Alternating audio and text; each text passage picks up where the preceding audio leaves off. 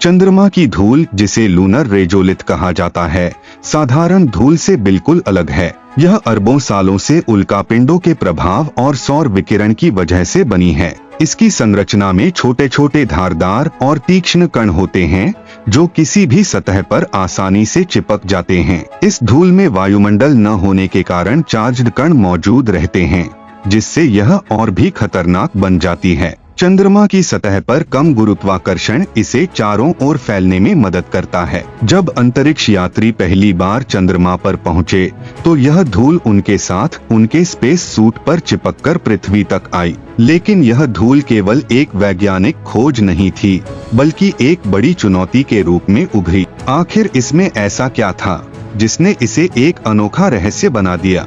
Video को अंत तक देखने के लिए और ऐसी ही रोचक कहानियों के लिए चैनल को सब्सक्राइब करें। पार्ट 2, अपोलो मिशन और धूल का सामना। 1969 में नील आर्मस्ट्रॉन्ग और बज एल्ड्रिन ने अपोलो 11 मिशन के तहत चंद्रमा पर कदम रखा। उनका पहला सामना चंद्रमा की धूल से हुआ। चंद्रमा की सतह पर कदम रखते ही उनके स्पेस सूट पर धूल चिपक गई। यह धूल उनके सूट को नुकसान पहुंचा रही थी। चंद्रमा पर वायुमंडल न होने के कारण यह धूल आसानी से उड़ रही थी। यह धूल हर चीज पर जमा हो रही थी। अंतरिक्ष यात्रियों ने इसे सामान्य धूल समझा। पृथ्वी पर लौटने के बाद वैज्ञानिकों को इसके खतरनाक प्रभावों का अंदाजा हुआ। यह धूल उनके सूट से हटने का नाम नहीं ले रही थी। वैज्ञानिकों ने इसे गहराई से अध्ययन करना शुरू किया। पार्ट 3, चंद्रमा की धूल क्यों है अनोखी? चंद्रमा की धूल साधारण धूल से बिल्कुल अलग है, क्योंकि यह वायुमंडल के बिना बनी है।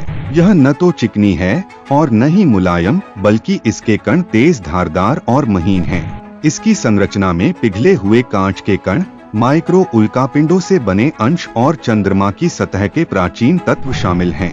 चूंकि चंद्रमा पर वायुमंडल नहीं है, इसलिए यह धूल सूर्य के विकिरण से चार्ज हो जाती है और बेहद चिपचिपी हो जाती है।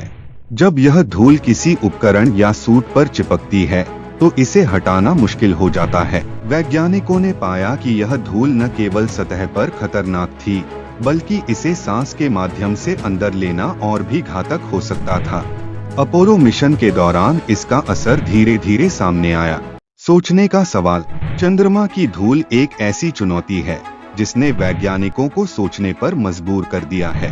क्या इंसान इस धूल का सही समाधान खोज पाएगा? अगर नहीं, तो क्या यह मानवता को चंद्रमा से दूर कर देगी? क्या चंद्रमा पर बसने का सपना कभी पूरा होगा? और क्या इस धूल में छिपे रहस्य हमें सौर मंडल के अनसुलझे सवालों का जवाब दे पाएंगे?